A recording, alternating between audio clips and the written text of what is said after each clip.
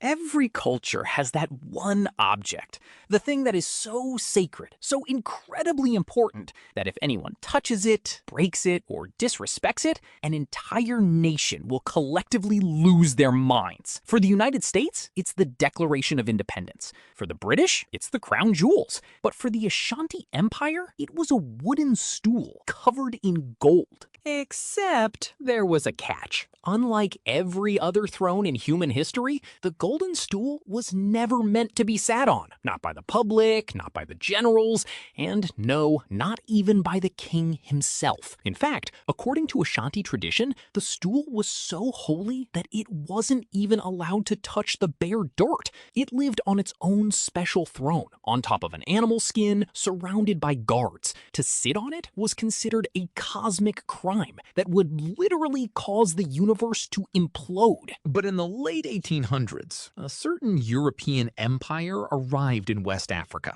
An empire famous for looking at other people's sacred artifacts and saying, "Yeah, that looks neat. Let's steal it and put it in a museum in London." This is the story of how the British Empire started a bloody, chaotic war, all because a colonial governor didn't understand how chairs work. To understand why this stool was worth dying for, we have to go back to how the Ashanti Empire was born. Before the year 1701, the region we now know as Ghana was a collection of different clans constantly fighting each other. Then, a legendary high priest named Okomfo Anoki decided enough was enough. He called a massive meeting of all the clan chiefs. According to legend, the priest prayed to the heavens, the sky turned dark, and amidst thunder and thick fog, a wooden stool covered in pure gold floated down from the sky, landing gently on the lap of Osei Tutu, the first king of the unified Ashanti nation. The priest announced that this stool contained the sunsum, the collective soul, power, and destiny of every single Ashanti person, living, dead, and yet to be born. If the stool was safe, the nation was safe. If the stool was captured or destroyed, the Ashanti soul would wither away, and they would cease to exist as a people. Armed with this new sense of unity, the Ashanti became an absolute powerhouse. They controlled the gold mines, mastered the trade routes, and built a massive, wealthy empire that European traders treated with deep respect. For 200 years, nobody messed with the stool. But by the 19th century, the British Empire had established a foothold on the coast. At first, they just wanted to trade.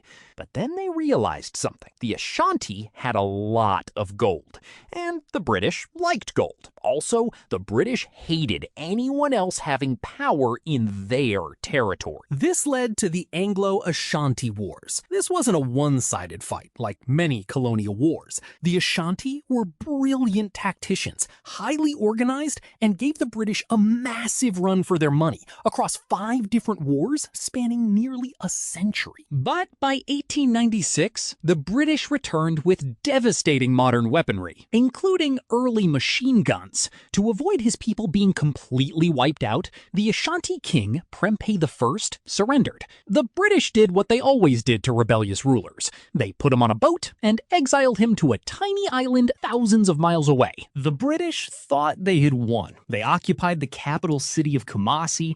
They built a massive stone fort right in the middle of town.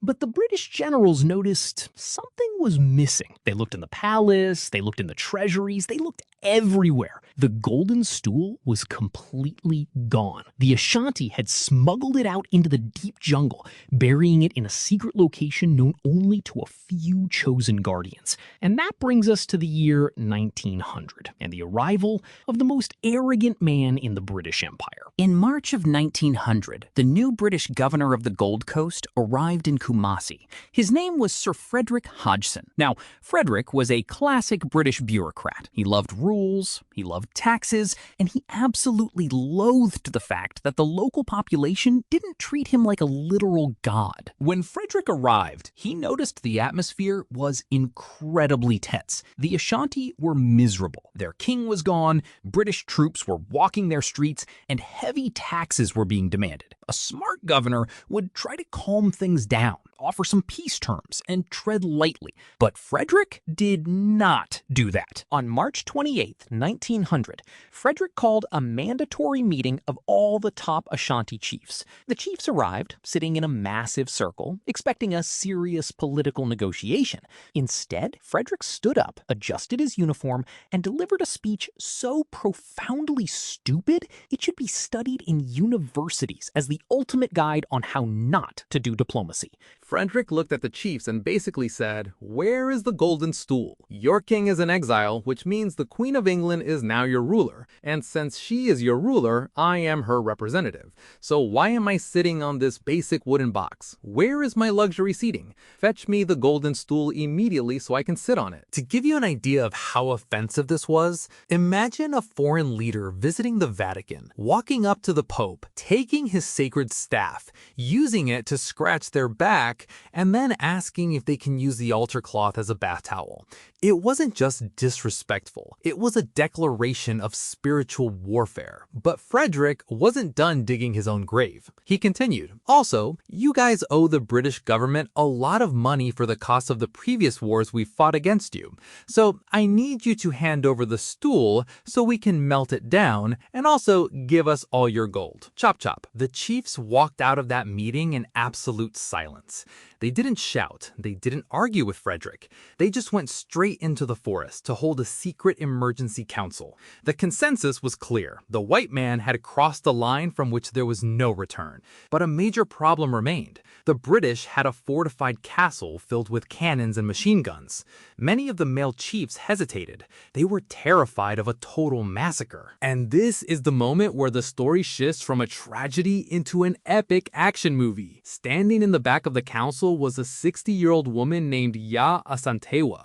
She was the queen mother of the Edweso region. In Ashanti culture, the queen mother was the guardian of the Golden Stool and the ultimate advisor to the king. Seeing the men hesitating, Yaa Asantewaa stood up and delivered a speech that would become legendary. She looked at chiefs dead in the eye and said, "How can a brave people like the Ashanti sit back and watch their king be exiled and their sacred stool insulted? If you, the men of Ashanti, are too cowardly to fight, then give us your guns. The women will fight. We will fight until the last of us falls on the battlefield."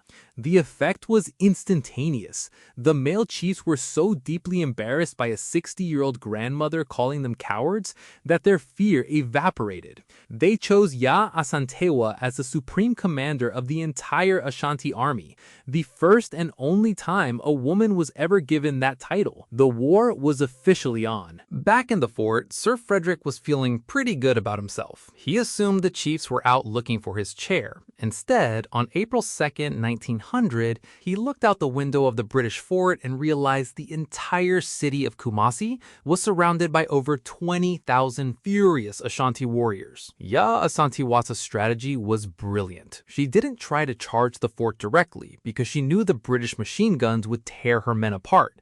Instead, she cut the telegraph wires to stop the British from calling for help, built massive, complex wooden stockades across every road leading out of the city, and effectively locked the British inside a giant stone box. Inside the fort were Sir Frederick, his wife, a few British officers, and about 350 loyal African colonial soldiers. They had a decent supply of ammunition, but they had almost no food. Within a few weeks, the situation turned desperate.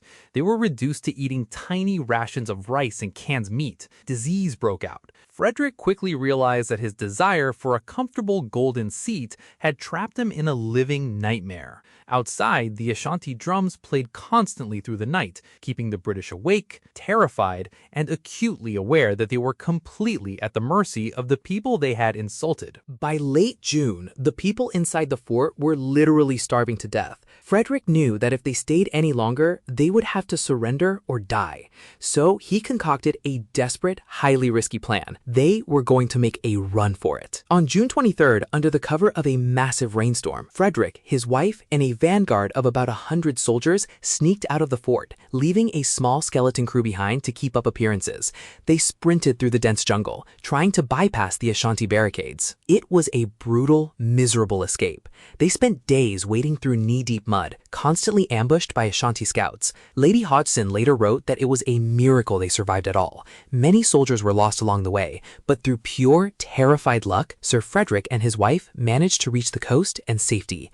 He had escaped, but he had left his remaining men behind, and the British Empire's reputation in Africa was in absolute tatters. When news reached London that a British governor was besieged in a fort because he demanded a sacred stool, the British government didn't laugh. They were furious. This was the height of the British Empire, and they could not allow a rebellion, especially one led by a grandmother, to succeed. The British assembled a massive relief force of thousands of highly trained soldiers from across their global colonies.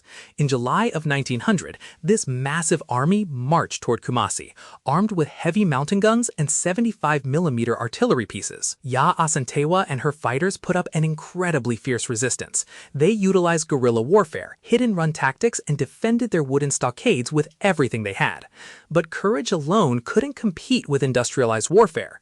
The British artillery blasted through the wooden walls from long range, slowly breaking the siege and occupying the territory village by village. By the end of 1900, the war was over. The British had officially annexed the Ashanti Empire, turning it into a crown colony.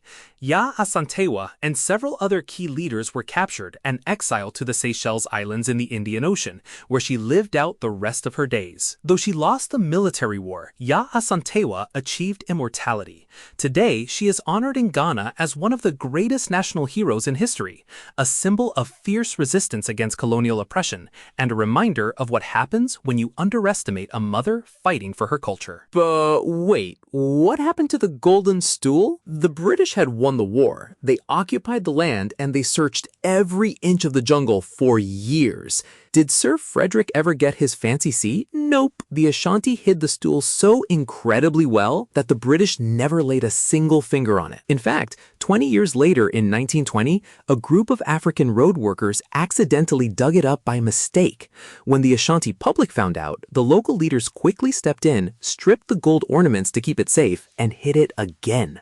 Eventually, the British realized their mistake, gave up the search, and officially promised they would never try to steal it again. Today, the Golden Stool remains safe in Ghana, still resting on its own special pillow, having never been sat on by a single human being. So, the next time you feel like demanding something unreasonable just to satisfy your own ego, remember Sir Frederick Hodgson, the man who risked an entire army, lost a fort, and got chased through a muddy swamp by a grandmother, all for a chair he wasn't even allowed to sit on.